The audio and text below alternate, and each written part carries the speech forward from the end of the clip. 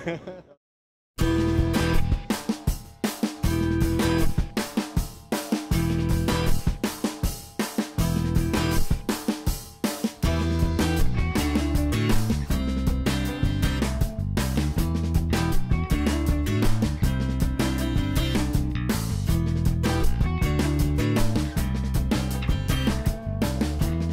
anyways, we've known each other for a long time. So who are you, first of all? My name's Leo Laporte, and I am a technology journalist. I like to still call myself a journalist, although that's kind of a discredited term these days. Yeah. Pundit, maybe. Podcaster, radio show host, yeah. Used to be TV, not anymore. What do you call all these video cameras? Is it TV? It's the internet, baby. I don't know what it is. I don't know what it is, yeah. I found you on KGO Radio back in '93 or something. That's how we met, yeah. I was doing a talk show. You were like on Saturday night, you know, when that's right. Nobody else except for the geeks was listening. I think Saturday night was a great time. I used to love doing a Saturday night radio show. That was a lot of fun. And all my friends say, hey, you gotta listen to this guy, Leo Laporte. You know, and I'm like, well, who is this guy? I'll give you an idea. I mean, this was Windows 3.1. John Scully was, no, Gil Amelio. Well, I think it was Spindler and then Amelio were running Apple. I mean, it was a very different time in the 90s. You know? And then you know, after a year or so of doing that, you started telling me about this new TV network you were doing, ZD TV, you know, and which turned into Tech TV, which created all these celebrities like Kevin Rose came out of that. Yeah, huge celebrity. Yeah, he's probably the biggest name. That I think every celebrity in this business has something to do with you, don't they? Well, that's interesting. I don't know with me, but I think Tech TV really was an incubator for technology content. And if I'm going to take a little bit of credit, and I might, I think that one of the things that I really pushed for in Tech TV is a focus on content, over and above presentation. You know, the problem I'd had with technology programming up to that point was either it was a lot of vendors coming on showing their wares, Computer Chronicles, or it was the networks very afraid of technology going, there's this thing called a computer, and very shallow, very, you know, entertainment focused, not content focused. So I said, well, let's do something kind of different. Let's do something that's journalistic. So we don't have vendors on. It's not really an ad for the industry. It's about users. Let's really focus on users and supporting them. And then let's not worry so much about razzmatazz. That's why you got a guy like me or Patrick Norton on. I mean, you look at me and Patrick on the screensavers. Somebody tuning by isn't going to say this is your everyday TV show. Yeah. I mean, it's a couple of heavy guys talking about hard drives, but it was real and the content was real, and I think that's why it was successful. Yeah. I think one of the secrets to your success is you make it seem so easy. You make it seem like anybody could jump behind the microphone and do what you're doing, but when you listen to your show for a couple hours, like we were listening on KGO Radio coming up here, and you're answering questions about Linux and Mac and Windows and pretty technical and deep stuff. That's very nice of you. Thank you. How did you get into this? How did you learn? You know what? They used to say the reason all about driver models in Windows and Linux. They used to say the reason people like Bing Crosby is because every guy thought they could sing like Bing, right? Because he didn't sound like he was doing anything. So maybe that's high praise. I got into it because I was a hobbyist. You know, and one of the things I tell podcasters, you know, I talk now to a whole new generation of people getting into the media, but they're not getting into the traditional media that I come from, but they're getting into new media. But the same rules apply, and the thing I tell them is do what you love, do what you're passionate about. So I was passionate about technology. I mean, I was really in love with it. So if you're in love with something, then learning about driver models is not a burden, you know. I don't cover, I'll give you an example. You do a lot of enterprise computing. I don't cover it, not because it's not important. Of course it's important. I don't cover it because I'm not interested in it. Yeah. So I do the stuff I'm really interested in. I never worry so much about chasing audience size. Yeah. That's something traditional broadcasting never can do. I worry about chasing content, and my thought is, we know this now. Bloggers know this. You don't worry about your audience particularly. You don't cater to them. You do the best darn content you can. Yeah, and they'll find you. And they'll find you. Now, you know, people are going to say, well, what about, you know, I won't name names, but what about sites, you know, the 27 reasons why things you need to know before you Twitter, the 10 most important people on the internet, that kind of stuff. What about sites, linkbait? Yeah. And it's true, linkbait works short term. Yeah. Linkbait never works long term. I think ultimately the only way to succeed long term is by providing people with useful content that that they come back again and again for. So that's the same on a blog, it's the same on a TV show or radio show. And so that's all I focus on. I say, what's fun, what's interesting? You do that too. Yeah. You're always, all Robert Scoble's ever doing is what turns me on, right? Absolutely. And you don't care about anything else. And then, you know, if people don't follow you, they don't follow you. Yeah. But if you're lucky, like you've been, like I've been, people will follow you, and you can make a living doing this. Yeah, it's really cool. It is great. It's incredibly fortunate. You know, I can't say it's a career path that everybody could follow necessarily because, you know. Well, I was doing it when I was laid off too, so. Yeah, see? You know, and you always did it. You never stopped. I mean, you have a pretty expensive studio with nice $1,600 lights. But well, it wasn't always this way. But you don't need that, right? No, I mean, when. Get one of these. There's $60. There's a flip camera. Right. Hundreds of thousands of people have watched my videos off my flip cam. You don't need anything really expensive to get content out there. This is actually going to be the content of my my speech. One of these days, I'll write it. This Thursday at Macworld Expo is there used to be a monopoly of media because media used to be very capital intensive. You couldn't be a newspaper unless you could afford a printing press, trucks, ink, paper, and 100 writers. You couldn't be a television station unless you could put up you needed millions of dollars. Yeah. So there was this natural monopoly of the media because it was so capital intensive. But that monopoly's been totally broken by like that flip camera. It costs very little. $60 now. Nothing. I saw them on sale for $60. You need a computer. Yeah. So we've broken the monopoly of content creation. The other monopoly big media had was distribution, those trucks. We've got the internet now. Anybody has access to a global, a worldwide distribution system. Yeah. So that monopoly has been completely destroyed. And now big media is just starting to realize this. And frankly, they're like a sandcastle where the tide's coming in and washing the foundation out, and they haven't figured it out in the turrets that they're going to come down any minute now. But that's what's happening. Yeah. And that's why you're absolutely right. You know, I spend money because I want to have a nice, comfortable setup, and because I can, because we have, you know, we have some revenue.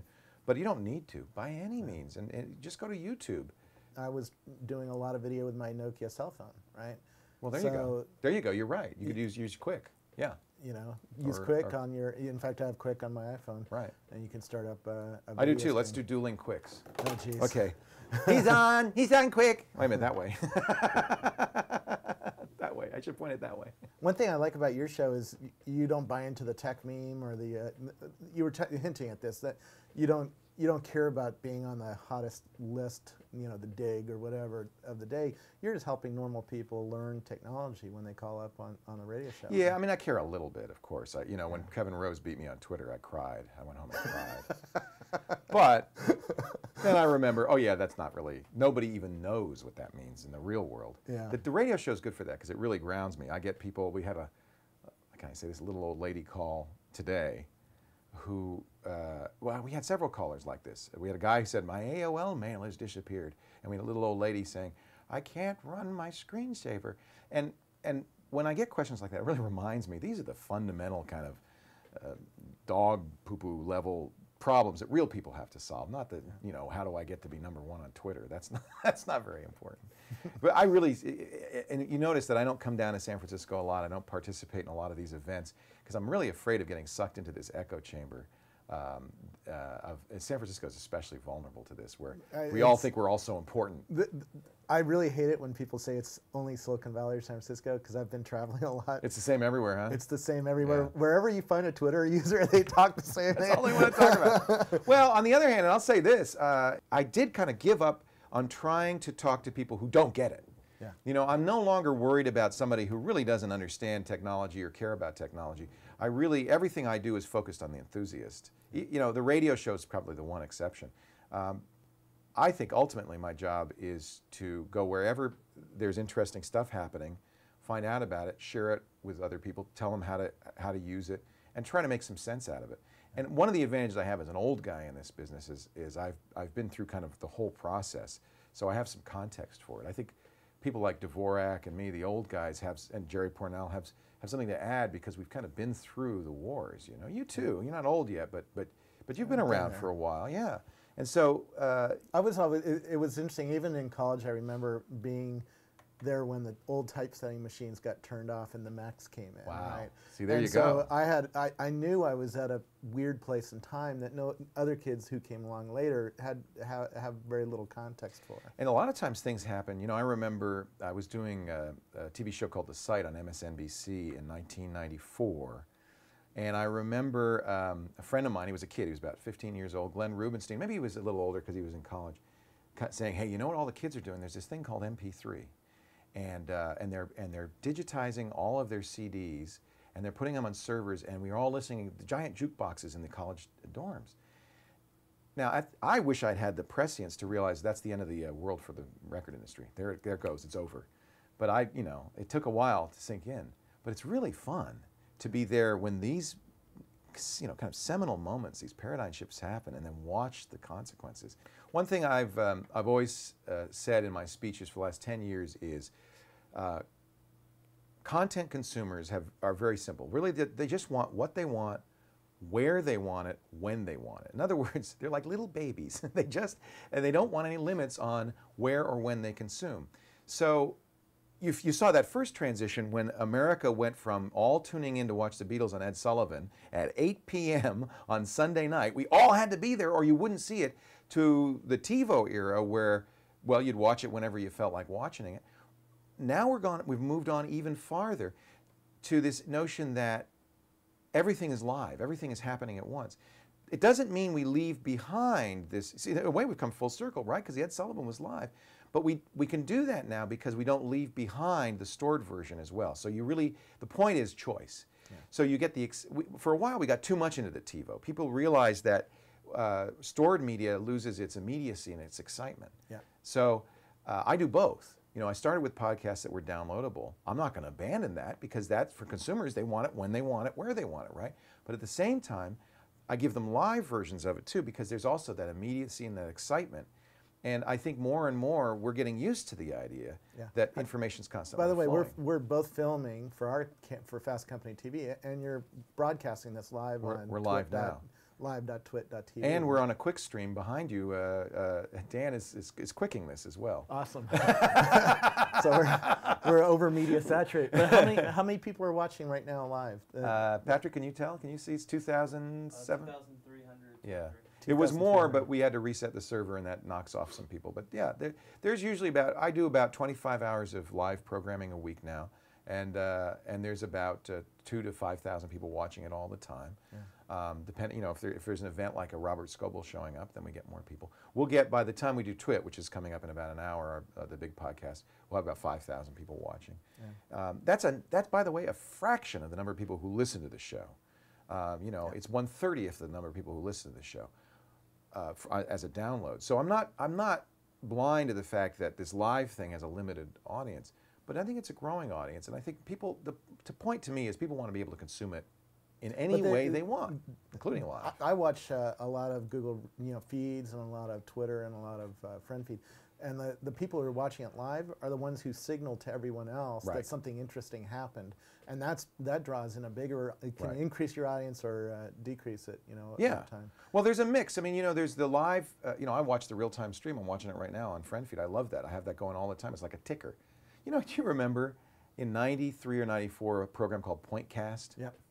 Do you remember how huge that was? Yep. It got to the point where you couldn't use the internet in the office between 9 and 10 a.m. because everybody had turned on their computer and Pointcast was downloading all the overnight content. And then Pointcast would kind of feed it across your screen all the time. It was really early real-time web. Yep. It had some structural flaws. The company's gone. Yep. But that just shows people have always wanted this capability. People love the idea of having their fingers on the pulse of what's happening. Yeah. But it's very important, as with the real-time feed on friend feed, that if there's a conversation, I can circle around and go back and see it later and participate in it later. So you want both. Since I work for Fast Company magazine, what's the business behind this? How do you pay for these nice lights and nice cameras? There's actually pretty good business behind it, believe it or not. So, and by the way, something I never really worried about, I never said, as I told you, I never really said, oh, let me think, how can I make money at this? I always have had the belief that if I create good content, if I do stuff I'm enthusiastic and passionate about, there'll be an audience. And I've always believed if there's an audience, there's a way to make a living doing it. And that's kind of always been my career. we started with podcasts. What I've always done is I've just worked organically. I never went out and got venture capital. I never asked for investors. I just always worked organically, and that meant, excuse me for a second, we lost the stream, so I'm just going to restart the stream here. How do we make money? We started by asking for donations. The people have been very generous. Yeah. My original hope was that I wouldn't have to do advertising at all. My real thought was it would all be listener supported, public radio style. It turned out that I couldn't grow at the rate that I'd like to grow just relying on donations. Plus, I wasn't really comfortable pressing for donations in the way that you have to do well. I think public radio, they say they get about 4% support. We get about 1 to 2% support from our audience. In other words, about 1 or 2% of the people who we know listen will actually donate. If it were 5 or 10%, I could actually abandon advertising. Hasn't come to that point. Interesting. So we do a lot. We have an agency, PodTrack they're called. They're very good. They focused on podcasting early on. In fact, they called me. I said, the guy's name is Mark McCrary. He came from a media buying background. He was with Gray. He called me and said, well, and podcasting is exciting. I think there's a business model. There's some advertising. And I said, well, I'm never going to do advertising. So, I'm not going to be any good to you. But let's talk, because I'd like to tell you what I think, maybe help other podcasters.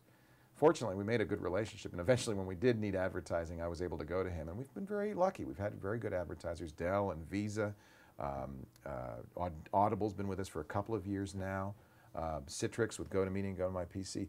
We never do cost per acquisition. This is for the business folks. Yeah. We never do cost per acquisition. That's where you get paid per click or paid per buy. Most advertisers would love that because then doesn't cost them anything. Yep. They pay you a percentage. It's like an associate fee. We always get paid per 1,000 viewers, CPM. That's how traditional media is sold. Yeah. And I kind of drew the line. I mean, we've gotten some very good offers of cost per acquisition offers. But I said, no, you know what? First of all, we want it to be treated as real media. And I can afford not to accept ads. We turn down ads a lot. Interesting. Yeah. What gets you to turn down ads? Well, it's got to be a product we use. So if it's not something I use and the other hosts of the show can feel comfortable advertising, we won't do it. And it has to be the right deal. We turn down a lot of ads because they don't offer us enough money. We set our CPMs pretty high. We're asking $70 CPM now, which is a very high CPM. It's much more than radio. Radio's 15 sometimes dollars per CPM. CPM is 1,000 cost listeners. per 1,000 impressions, or yeah.